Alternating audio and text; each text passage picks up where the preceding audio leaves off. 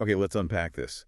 Imagine you're just on the subway home, maybe reading a book, completely tuned out from the world, and then everything just stops. Yeah, suddenly. The lights flicker, the train groans to a halt in the dark tunnel, and suddenly this Yeah. this creature is floating right there in front of you. Right. It looks kind of bizarre, even a little fluffy, but radiates sheer terror. And the most terrifying part, you have this gut-wrenching feeling you've read about this exact moment somewhere before, like this specific scene. That abrupt, brutal shift, the collapse of the ordinary and the intrusion of the impossible is precisely the moment we're diving into today. We're dissecting a fascinating excerpt from Chapter 2 of Omniscient Reader's Viewpoint. Our focus isn't just reading the text, but really getting inside this specific sequence where reality fundamentally shatters. Right. Our mission is to meticulously explore this transition. Yeah. The sudden, impossible appearance of this being called a Dokkaebi. Yeah. Then there's the protagonist's unnerving, almost prescient knowledge that comes from having read a specific novel. That's crucial.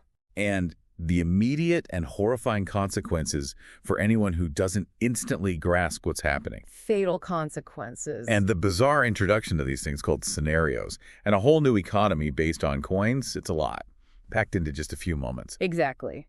This deep dive is into the very first tremors of how this story's new world establishes its rules. What does this tell us about the protagonist's unique, terrifying position? Yeah. What are the central themes of value and narrative that are immediately laid bare? It's a shortcut to understanding the absolute chaos, but also the strange, cold logic that instantly replaces the reality you thought you knew. So the excerpt opened not with the creature itself, but with the protagonist's internal state, specifically a memory. He thinks, Dokkaebi.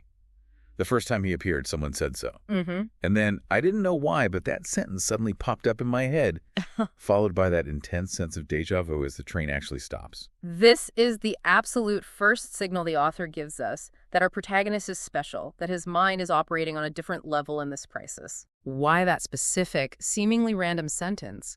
It immediately tells us his knowledge isn't just a vague feeling. It's tied directly to something he consumed, the novel Ways of Survival. And it gives him that sense of deja vu. He's lived this moment before, not in life, but on the page. That's his first terrifying aha moment. The fictional story he was reading is suddenly becoming his literal, horrifying reality. Precisely. This introduces the metafictional layer right from the jump. It's a story where the story itself is a critical piece of the plot. Yeah, it's baked in from the start. And the psychological impact on him must be immense. Imagine recognizing a terrifying, impossible event because you read about it in some obscure web novel. It's both validation and absolute horror fused together. Then the train door opens, the lights sputter back on, and he sees it. The text describes it vividly. With two small horns and wearing a small straw mat, the strange and fluffy creature was floating in the air. It's such a strange mix of descriptors. Totally. It's too strange to call it a fairy, too evil to call it an angel, and too tranquil to call it a demon. And so, thus, it was called a Dokkaebi. Look at how the description explicitly links back to the name used in the novel. The creature isn't just a floating creature, it's the Dokkaebi because the story called it that. It reinforces that strange overlap we were just talking about. Right, the narrative bleeding into reality. And yes, that blend is intentional, fluffy, small straw mat, or almost cute, disarming even. Almost. But the fact that it's floating and its nature is totally alien, unclassifiable by human terms, it makes it deeply unsettling. Even the woman next to him, Yusanga, sees it and says, Dokkaebi. So she knows the word, maybe from folklore or, general cultural knowledge. She knows the word, yes, but our protagonist knows the script. He knows the role this creature plays in what's about to happen. That's the difference. This is the crucial distinction that immediately sets him apart. His internal thought captures it perfectly. My head was ringing. I trembled uneasily as the novel I knew and the reality before me overlapped. You can almost feel that physical reaction. Exactly. The ringing, the trembling, it's the physical manifestation of his reality and the story colliding inside his head. His fear comes from recognition, not just the unknown. And then the Dokkaebi speaks, or tries to. It makes this bizarre, garbled sound. What? Anshagat, just noise. But the protagonist knows it. He thinks, and I already knew the first thing the Dokkaebi would say, and then here's that identical nonsense sound. That's chilling. really chilling. It is. This is the author giving us proof. It's not just the protagonist saying he knows the novel. He knows the exact sounds the creature makes before its language is understandable. Shows, doesn't tell. It's a powerful narrative device to immediately validate his claim of prescience. That initial garbled sound before it's fixed is pure alien noise, the sound of the old reality breaking down before the new rules are even comprehensible. It's like static before the signal comes through. And then it is comprehensible. It clarifies. Does this sound good? I had a hard time because the Korean patch didn't work. Everyone, can you hear my words? The language is suddenly clear, and the explanation is, well, it's like a software update. Or a bug fix. Exactly, like tech support for the apocalypse. Exactly. This is fascinating meta-commentary, right? The creature, which just appeared from another reality and is flowing, explains itself in terms of technical glitches, like a game master or developer apologizing for a bug. The Korean patch didn't work? Yeah. It's so mundane.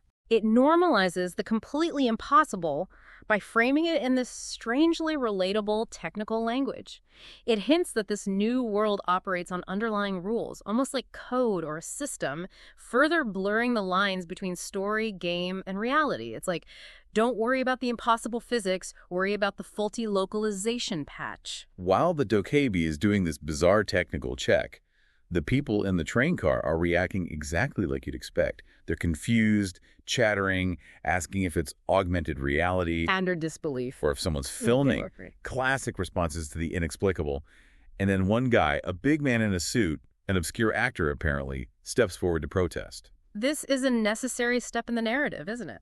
The author has to show why the old ways of reacting disbelief, asking questions, assuming it's a prank, trying to reason or protest, are now lethally wrong. Sets the stage for the brutality to come. Right. The diverse reactions show the spectrum of human disbelief in the face of the impossible. By grounding these reactions in relatable things like a failed actor worried about an audition or people asking about the train captain. Things that mattered 5 minutes ago. Exactly. The author makes the incoming disruption feel more real before utterly shattering it. You see the old world logic trying and failing to assert itself. And the Dokkaebi's response to the actor is absolutely chilling. Auditions. That's right. This is also an audition. Ooh. Shortage of data. I just entered when it was monetized at 7 p.m. There's so much packed into those lines. Comparing this new deadly reality to an audition immediately establishes a theme of performance, selection, and judgment. You're being tested right now. And monetized at 7 p.m.? That sounds deliberate. Planned. It is. It's critical lore. The world didn't just randomly change. It changed at a specific time, and that change has a business model attached. It became active or profitable for something or someone at that moment. For the Dokkaebi. Or something else. Unclear from this excerpt, but the implication is there. And shortage of data. That might imply the system needed living beings, participants, maybe even deaths, interaction, something. Yeah. To really kick off or gather information. It needed input. The actor and others keep protesting, though.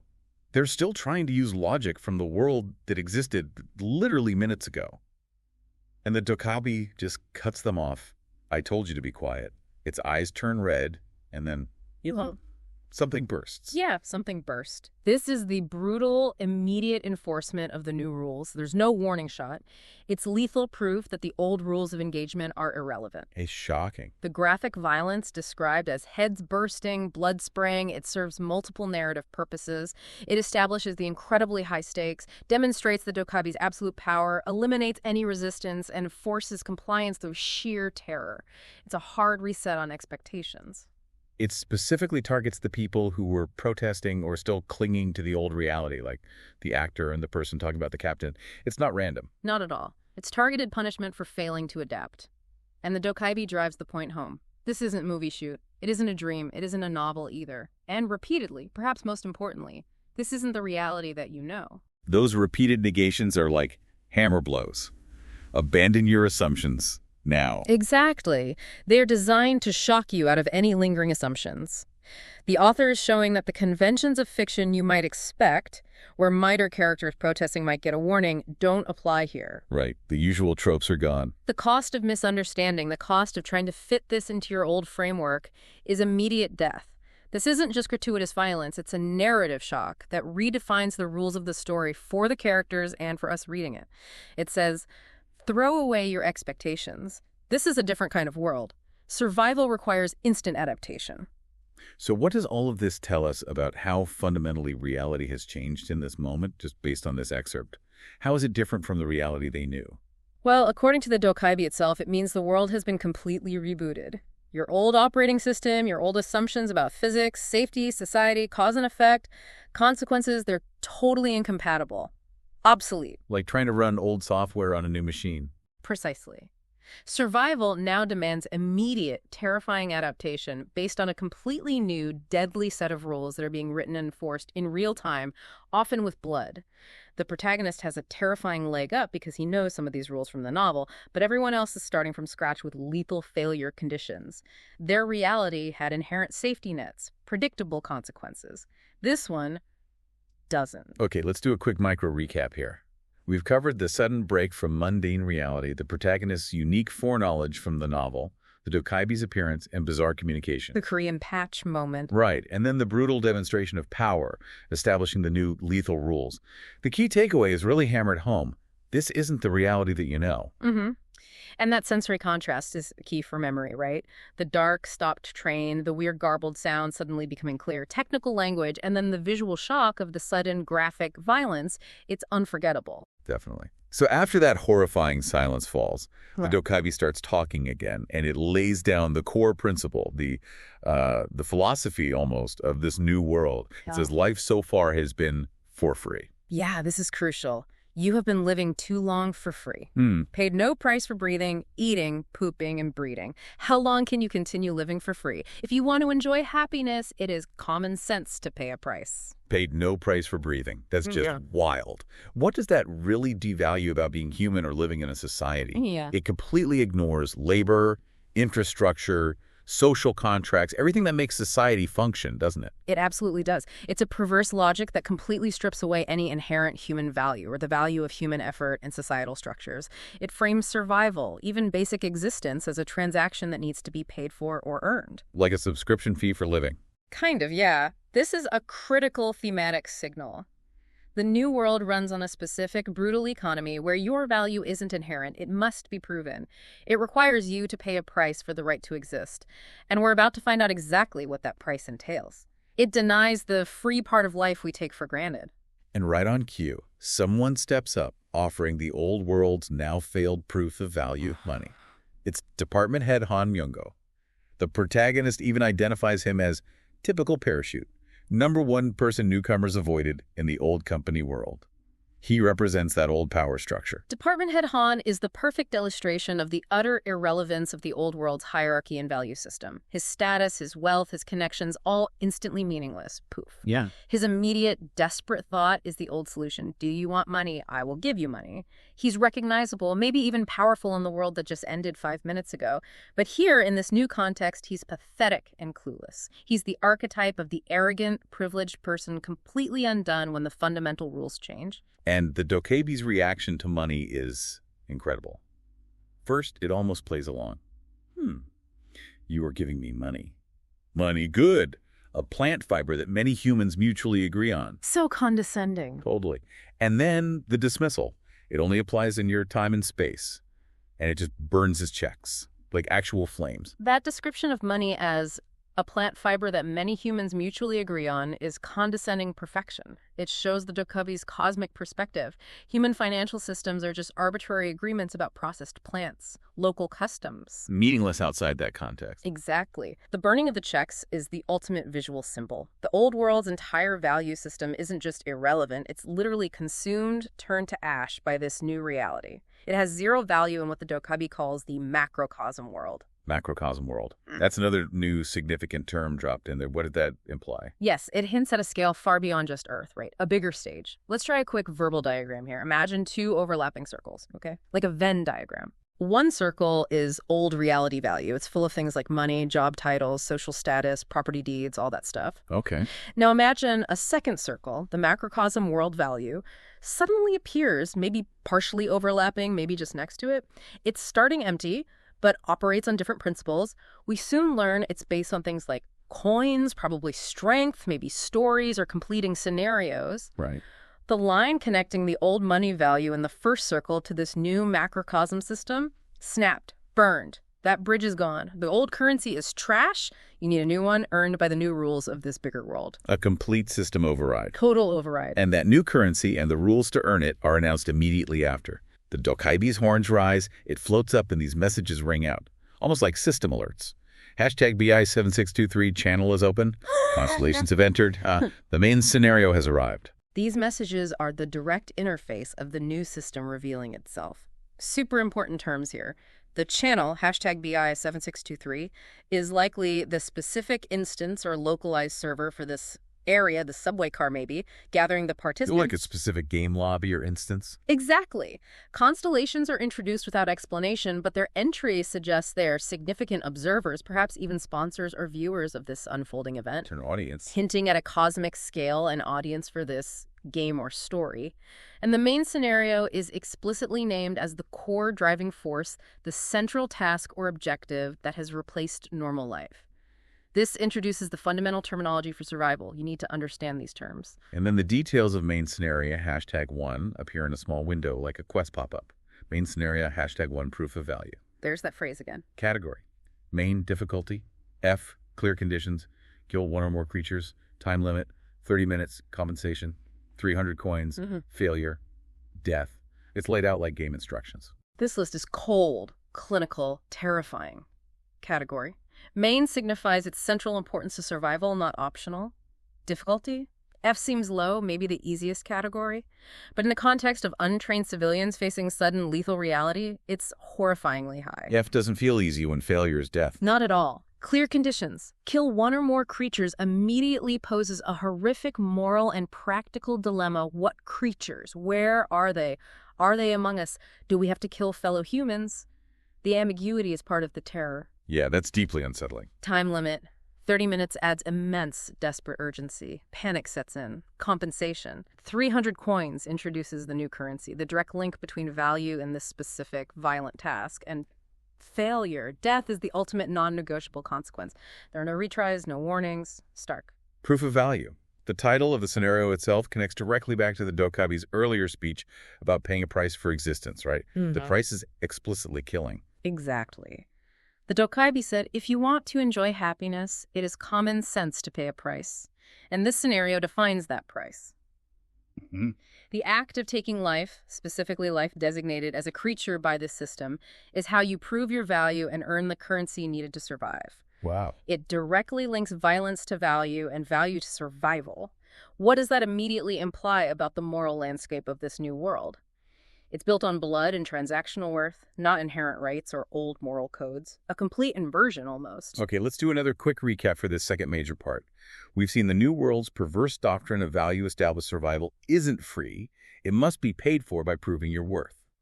Old systems of power and currency, like Han Yongo's money, are instantly worthless. Remember the burning checks? That's the memory hook for the death of the old economy. Good one. And the new rules are explicitly laid bare through the system messages. A channel, hashtag BI7623 is open, constellations are watching, and the first main scenario demands proof of value by killing creatures to earn coins, with failure meaning instant death. The new economy is based on violence. Precisely. After dropping all of this horrifying information and rules on the terrified survivors, the Dokkaebi just disappears. Became transparent and disappeared into the next space. Its casual exit is striking, isn't it? Leaving behind utter horror and chaos. It just phases out like it's clocking off. Right. This ability to become transparent and disappear into the next space suggests it's not confined to this subway car or even this location. It's an agent of a much larger system, capable of moving between different areas or channels. Like a moderator jumping between forums. Kind of, yeah. It implies its power extends far beyond this immediate scene, and it's just one piece of a bigger puzzle. It's not the ultimate authority, perhaps, just a messenger or administrator. Yeah, and its final line. Oh, man. Then good luck, everyone. Please show me an interesting story. After all that violence, after redefining life as a transaction paid for in blood and coins, it just asks for a good story. What does that even mean in this context? This brings us full circle, doesn't it? Back to the meta-narrative and the protagonist's knowledge of the novel. The entire horrifying event, the suffering, the struggle for survival, it's all framed as entertainment for the Dokkaebi and presumably the constellations who are watching. So it confirms it. We're content now. It confirms the story-driven nature of this new world. Survival becomes a performance, a narrative being crafted for unseen, powerful entities. It adds another chilling layer of horror. Your life and death are just content, part of someone else's interesting story. How you survive matters, not just that you survive. What is the psychological impact on the survivors, knowing that, and maybe on us reading it too? And linking back, why might the author choose to introduce this reality shift and the protagonist's unique knowledge simultaneously right at the start? How does that affect things? Well, that framing your suffering as entertainment adds a profound, unsettling layer of purpose, or maybe perverse purpose. It's not just about surviving, it's about surviving in an interesting way. This shapes everything that follows, potentially adding self-awareness or crushing weight to the character's actions. Are they just trying to live, or are they playing to the gallery? A terrible choice. And introducing the protagonist's knowledge at the very moment reality breaks ties his fate inextricably to the narrative itself. It immediately establishes him as the key player who understands the underlying structure of this new world, making his survival not just personal, but tied to the very unfolding story that the constellations are watching. He knows the audience exists. It establishes the stakes and his unique position instantly. He's terrified, absolutely, but he has a guidebook, a cheat sheet in his head that nobody else does. Exactly. He knows the rules, the potential outcomes, the existence of the audience. It's a terrifying burden, a curse maybe, but also his only chance, his only advantage in this hellscape. Okay, let's try to synthesize this whole excerpt. We started with the sudden, violent collapse of normal reality on the subway. Marked by the Dokkaebi's appearance and those garbled sounds turning clear. Then the protagonist's unique, terrifying insight, because he recognizes this horror from the novel Ways of Survival. The meta-knowledge is key. We saw the brutal enforcement of the New World's rules, immediate fatal violence for non-compliance, or clinging to old logic. The bursting heads, a harsh lesson. Then the explicit rejection of the old world's value system, especially money, symbolized by the burning checks. Replaced by the new system, coins earn through scenarios. And the introduction of that first deadly scenario, proof of value, demanding killing for survival. Linking violence directly to worth. Or finally, the chilling reveal that this entire nightmare is framed as a story for the Dokkaebi and these mysterious constellations. Survival as performance. So the key takeaways. The flashcard items, maybe? We have the Dokkaebi, Yusanga, Hanmyungo as key figures right now. And the constellations as unseen but important players. Key concepts. Ways of Survival, the novel. The macrocosm world, the channel, hashtag BI7623. Main scenario, hashtag 1, proof of value. Coins as the new currency. And this whole twisted idea of value. And the core events. The train stop, the Dokkaebi's appearance, the reality fiction overlap, the violent demonstration, money being rejected, scenario hashtag 1 announced, and the Dokkaebi leaving with that request for an interesting story. So, based purely on this excerpt, if someone asked you, what does it mean for this to not be the reality that you know? Marka, how would you sum it up? I'd say it means the fundamental laws have changed. Cause and effect are different. Power structures are inverted. Value is redefined, safety nets are gone, and most critically, your existence is now conditional on participating in and succeeding at externally imposed deadly tasks framed as a narrative. It's reality, but with game rules and cosmic observers. And that idea of paying a price for happiness or survival, defined by scenario hashtag 1 as killing, what does that say about the moral landscape? It says the moral landscape is ruthlessly pragmatic and transactional, at least from the system's perspective. Old morality based on inherent human worth or empathy. That's out. The system values action, specifically violent action that fulfills its scenario conditions. It forces participants into a brutal moral calculus right from the start. Kill or die. Your value is proven through violence. So final thought to leave people with, maybe. If survival is now a matter of proving your value by participating in scenarios, and the currency is coins earned through tasks like killing, what does that fundamentally redefine about being human in this macrocosm world? Yeah. It's not about your job, your family, your kindness anymore. It seems, initially at least, to redefine humanity around capacity for violence, adaptation, and perhaps narrative potential. Can you be an interesting survivor? It's a chilling question about what traits are now prioritized when the old definitions of a good or successful life are literally burned away. Indeed. It redefines morality, necessity, and the very concept of a human life in this terrifying new context. A brutal new beginning. That was our deep dive into this incredibly intense foundational moment from Chapter 2 of Omniscient Reader's Viewpoint. There's so many more layers to peel back in this story, of course. Absolutely. This is just the very beginning of understanding this new reality, its rules, and the protagonist's terrifyingly unique place within it. We've only seen the setup for the first real test. If you want to continue exploring the next segment of this unfolding narrative, delving further into the story, the characters, and the brutal logic of this world now that the first scenario has begun. And see how the protagonist's knowledge is immediately put to the test. How does he actually react now that the killing starts? Type continue for further detail, and we'll explore the next segment.